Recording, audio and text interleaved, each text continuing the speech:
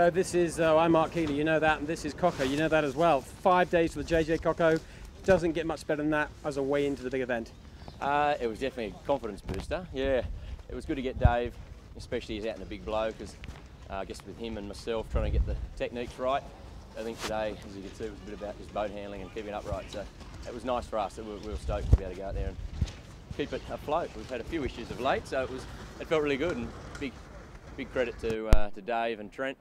Trent got us out of a few pickles at times, and a couple of knots in halyards and what have you, but he held his cool. It was good. It was a fun race. Nice to have a big experienced bowman, isn't it? And his dad was actually with us on the camera cat, and he kept talking about how smooth you three looked and how important that was in today's conditions. Yeah, I think so. And just having that confidence of, I think, around the cans, and you know, you do have to have everything going right for you. And it was good today. Was a day that it kept working.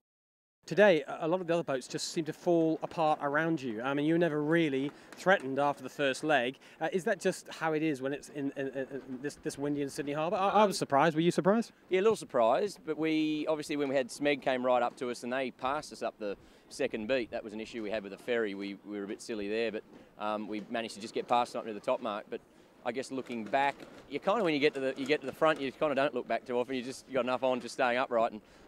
But I'm not surprised. I mean, obviously we've gone with a lot of power and a lot of big rigs, and it is a lot harder to keep upright. You notice it in the bearaways and that sort of thing. There's a lot more power there, but it's a matter of just keeping them upright. Now that we talked a lot about the bearaways today, and you guys doing it nicely. Do you talk about and think about the bearaways as you come into it, or is it just part of the race course for you? Oh no, we definitely talk about it. Always making sure we're dead flat. You know, and sometimes you get a little rush of blood, and I think that happens a lot where you'll try and bear away, and then you're just thinking to yourself, why do we do that? Just give it 5 seconds. So it's a matter of just having it flat. And yeah. So Coco, 5 sleeps till the JJ starts. What will you three be doing between now and then?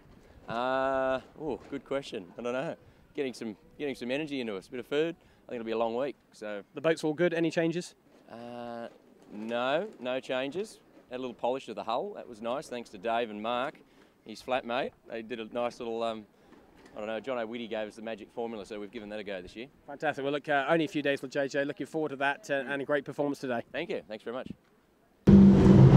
Well, they're just doing on 29 knots at the moment. We're just going flat out to stick with them. So they're a little bit unsettled before. I noticed somebody slipped, might have been the sheet hand. So they're going to have to watch themselves. Getting pretty bouncy down here, but they've lit it up completely. Mojo underneath them and Smeg hurtling down the track, chasing the kitchen, making the leaders around. Mighty good looking race this one. Just remains to be seen how many people are going to be afloat when Thurlow or somebody crosses the line today. Great action out here. Well, I guess we'll try and catch them up, Bob. It might be hard to do today. We'll give it our best shot. Well, we'll get going now. We'll just wait for appliances online to get around this mark. They've got the bear away from hell. Big gust on at the moment. It is hard in these conditions. One thing we know is you can't be down speed. You've got to get the boat moving. And of course, 7 are exactly where you want to be for the bearaway, so they are causing a pretty big problem for everyone. Whoa. There they go, and they've got the same problem. Oh, a massive fall off the front. That's exactly what happened to 7. Fortunately, a down-speed bearaway just is never going to work. Well, plenty of action there, and we'll just leave Tommy Anderson to work out what little trip he just took around the bow of the boat. But Coco's got to bear away. The big issue now is bearing away. That's what they're concentrating on. They're not worrying too much about anything else. Coco gets that bow away. Beautiful work. If they can pop it up now. Smeg's got a pain of trouble does here. it. Smeg have got a world of pain here. They tried a very thin approach, which was really too thin. They got the mark. And I reckon they've hooked it, and there's only one result going to come from this, and it involves swimming. No, they're off. Oh, they've got to tack it and bear away yet, though, Bob. They've got a lot of work to do yet. Horror shot. Yeah, they won't be pleased with that. Luckily, there's a long way to go in this race, and they are clear in second. But now we're going to see their skills. A down-speed tack, if they can get the boat across. And then they've got to accelerate, and then they've got to bear away. This is not easy, but they are making it harder for themselves. Didn't have to actually approach that skinny. I know Coco made it hard for them. Dan's off the boat. Well, they still haven't got the bow across because the problem, but they never got the bow across the wind. So they've still got a lot of work to do here. I'm not sure whether I'm in admiration of their survival skills or I'm disappointed that they put themselves in this in the first place.